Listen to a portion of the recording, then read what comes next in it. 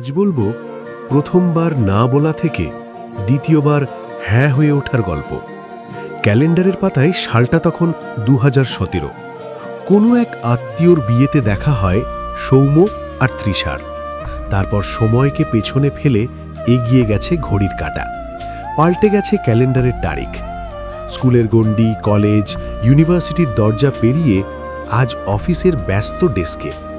প্রেম টেকাতে ব্যর্থ দুজনেই ক্লান্ত হয়ে বাড়ির লোককে বলে দেয় ঠিক মানুষটাকে খুঁজে দেওয়ার দায়িত্ব এবার তাদের।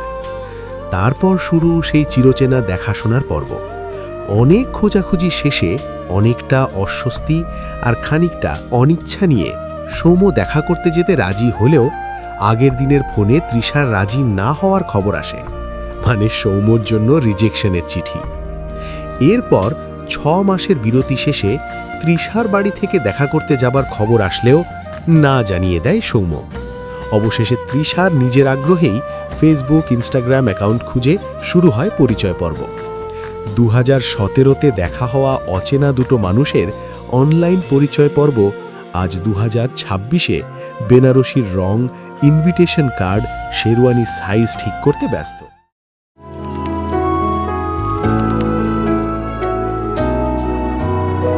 হাত ধরে হয়তো কোনো দিন দুজনে হারাবো, যেখানের নেই কোনো ঠিকানা, এমন দেশে যাব।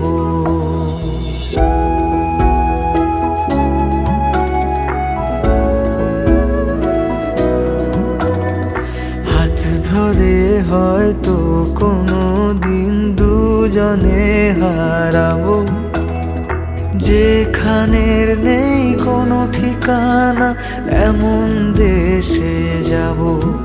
শুধু তুমি থেকো পাশে, যদি সন্ধে নেমেও আসে। শুধু তুমি থেকো পাশে, যদি সন্ধে নেমেও আসে। আমি তোমার বুকে মিশে রব,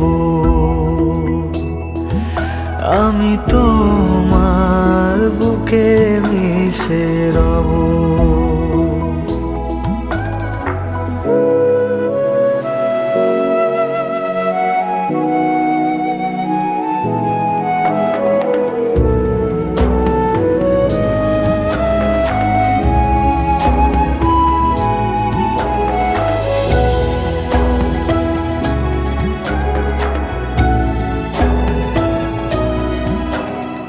যে কথা না বলা ছিল আজ বলতে শুধু দে, মনের রঙে তোর ছবিটা আঁকতে শুধু দে।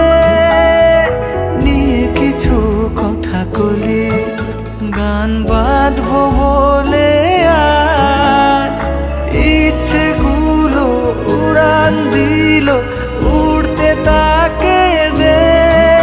শুধু তুমি থেকো পাশে, যদি সন্ধে নেমেও আসে। শুধু তুমি থেকো পাশে, যদি সন্ধে নেমেও আসে। আমি তোমার বুকে মিশে রব,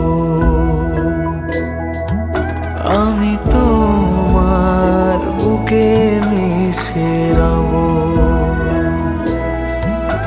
আমি তোমার বুকে মিশে রব।